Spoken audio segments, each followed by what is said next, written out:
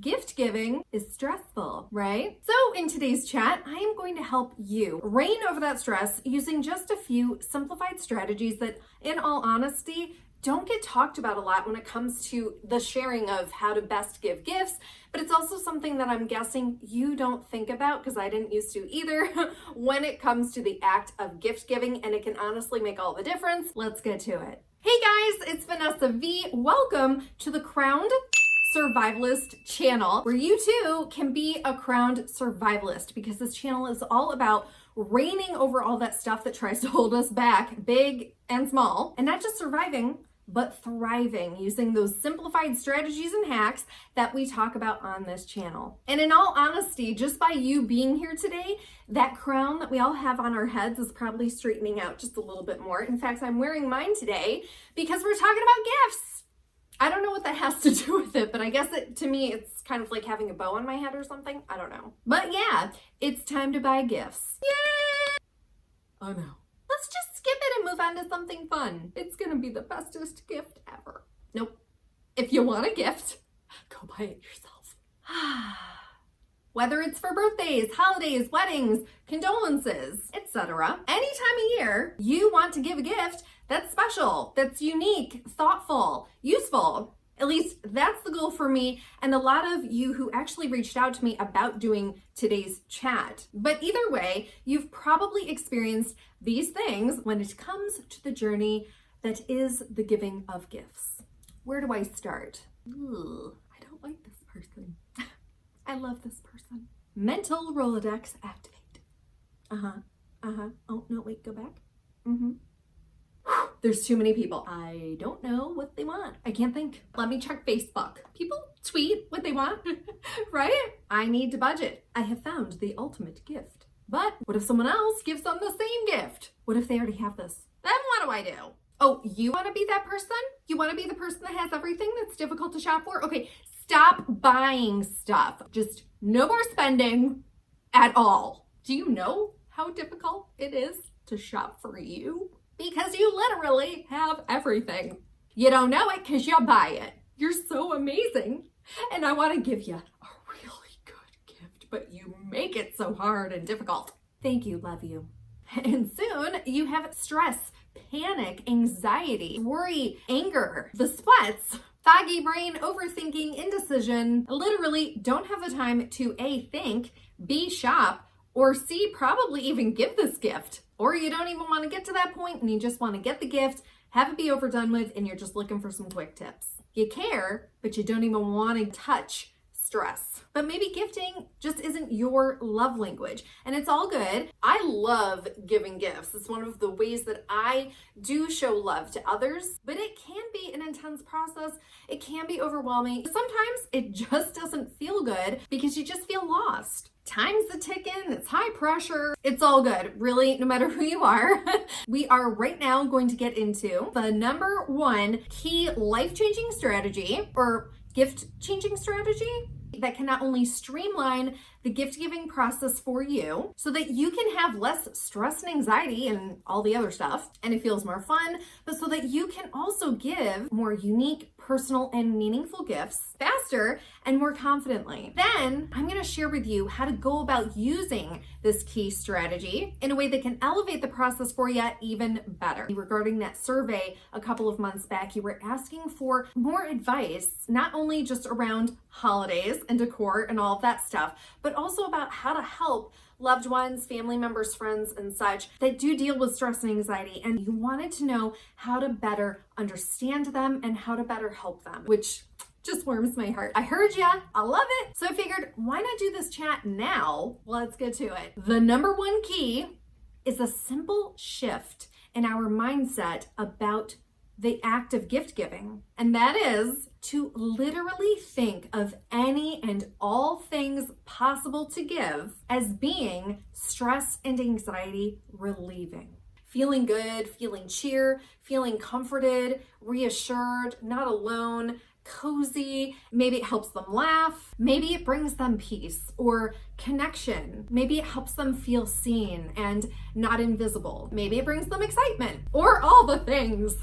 Gift it Now, it may seem not really that impactful. I absolutely understand that. I think years ago, I probably would have felt the same thing. But what it's doing is giving you a focused edge, a fresh, focused edge to gift giving. When you think about certain gifts that have to do with decreasing stress and anxiety, we think of the usual stuff, right? Like candles, blankets, smelly stuff, and those do work, but literally anything applies to this strategy. It instantly opens up the gateway to literally any possibility when it comes to the giving of a gift. Basically what they mean and what they're meant to do. And it absolutely can help you to give more unique, thoughtful, and meaningful gifts to anyone with anything. And yeah, it can apply to stuff that you've already purchased. So let me give you an example. The other night, when I was sort of thinking about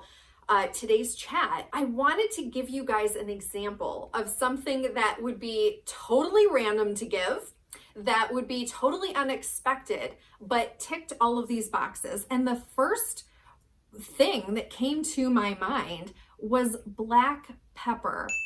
Okay, I had probably a very similar reaction to what you guys are having, which is black pepper. Why would I give black pepper? Okay, but I hadn't put any thought into it. I just thought, okay, I'm gonna make this work. I'm gonna think about how I can make this work as a pretty cool gift to give. So first of all, let me go straight to that stress and anxiety reducing aspect. How does black pepper reduce stress and anxiety for whoever is going to receive this gift? Okay, so brainstorming aspects. It's sensory, and as we know from past chats, activating those senses, whether they smell it or taste it or both, can have a calming or soothing effect or a wake-up effect. Maybe they cook or are a cook. And by doing that, you're actually showing that you see them, you see what they enjoy to do, what they like to do. You're trying to help them out with that. You're always in need of black pepper, basically, which can lower that stress and anxiety. They're gonna use this gift multiple times, which can probably help them feel good and reduce their stress and anxiety. Where the black pepper is sourced from can also add to that stress and anxiety reduction. Maybe it's fancy or it's sustainably sourced. It's a unique gift, right? No one else is probably going to duplicate this gift. And we don't need to just give this box of black pepper or this bottle of black pepper. We can then expand that gift out to maybe a cool salt and pepper shaker set. Maybe a black pepper grinder that looks cool or functions really easily and helps them whenever they grind their pepper. Let me say that I highly questioned this item. Even though all of those aspects apply, it could work, I did think to myself, does black pepper actually, if we want to take it a further step, scientifically, I guess, reduce anxiety, stress, all of that stuff just by eating it? So I excitedly and tentatively looked this up, and here's what I found. According to medindia.net, black pepper actually has an antidepressant effect. Imagine my astonishment, honestly. And that's something that you can share when you give this gift of black pepper. Even if it doesn't necessarily reduce their stress and anxiety specifically, it's still probably going to help you help them to feel good, whether it's every time they use it, they're thinking about you, they have this funny memory of this really unique gift specifically to them that's also meant to help them feel good and to feel better, not just the moment they receive the gift, but moving forward as well. Okay, so now I'm going to share with you some supportive strategies that can truly help this strategy work even better for you. So you might be saying, Vanessa, there are now billions of gift ideas. How do you narrow it down? For starters, next week, insider hint, wink, wink, I'm actually going to be dropping as midweek special our 2021 holiday shopping guide that is over 100 gift ideas to give this holiday season or year round. Doesn't matter, it will be holiday themed, however. So hopefully that helps spark some ideas for you and lower your stress and anxiety. I don't know if you can see, but behind me is some of the decorating process that I've done so far for next week's chat. I almost said fart. Did you know that studies have shown that the people that you give your gifts to tend to love their gifts the most when it's stuff that they've explicitly asked for? So ask if you feel comfortable asking someone what it is that they would like to receive. If that's something that you're comfortable purchasing, there you go. And you can still give it that stress and anxiety twist to it because they're receiving what they like. So that's going to reduce their stress and anxiety. They probably need it. But it's also going to help them feel better because they feel seen, they feel heard, and they're going to feel great getting something that they truly ultimately want. And if asking is something that we decide to do, we can actually use it as an opportunity to check in on how they're doing and to connect a little bit further and let them know that we care about how they're feeling, we care about their well-being. You'll have a better understanding as to how you can help their lives be better and therefore make the world a better place. If you don't want to ask, I get it. You want it to be a surprise. Maybe you don't know them as well. Maybe you just don't feel like asking, which is, it's okay. Observing, noticing what that person's needs might be and what their desires might be can absolutely streamline and help you focus down on what gift might be the best gift for them. Still coming at it from that shifted perspective of how can I help this person have less stress and anxiety based on what I'm seeing or what I know about them. And this sort of dovetails beautifully into noticing what sparks something, really considering either where the spark is for them when it comes to something that they would like or something that they really care about. And at the end of the day, if you're still not sure just what to give, bringing it back to you. Really thinking about, okay, what helps me feel good? Or feel excited, comforted, relaxed, at peace? What brings me calm? What do you want to help this other person experience? And so as we close out here, just a little honorable mention, you don't have to do it, but I really want to share this with you because this sort of wraps it all together, puts a little nice bow on top of everything that we've talked about today. It makes the gift more personal. And that is when we give the gift, sharing the journey that you took in order to give them this super unique, meaningful, thoughtful gift. It helps them understand perhaps how to use the gift a little bit more in a stress and anxiety reducing way or a mood boosting way. And we don't have to wait until it's last minute, right, to buy a gift. You can purchase gifts throughout the year for different celebrations and different people. That way there's no mad scramble at the end. Just making sure to identify where you place them. That way you don't lose them.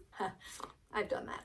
Use those awesome stress and anxiety hacks that we talk about on this channel in this process. Don't forget to slow that inner rhythm and focus on you feeling good throughout this process. Because that's important too. Gift giving is gonna happen, right? So might as well enjoy it. Public service announcement. This process is not about perfection. Sometimes gift giving can flop, right? We've all received and probably given gifts that haven't gone over as expected. And that's okay. Giving gifts really isn't a super high stakes situation usually. It feels like it to us, right? But at the end of the day, if whatever we give isn't necessarily hitting the mark 100%, it's okay. Because the gifts that we give using this process, the running theme is based in thought and personal meaning for that person. And how can you lose with that, right? Well, you might be surprised, Vanessa. Yeah, I know. So go ahead, try it yourself. All of these things today can truly help you to not only streamline the process faster, make it feel better for you, but also help the gifts not only be something that you want to give, but also something that they would like to receive as well. Unique, thoughtful, meaningful, useful, you name it, it can work. Again, this upcoming next week, I will be sharing with you as a midweek special chat over 101 gift ideas to spark inspiration, spark that creativity, or just give you something to buy right then and there. Thanks for being here, you guys. Happy gifting, and I'll see you next time. Mwah. Bye. Back on task. Say that fast. Next week's midweek special. Next week's midweek. Nope.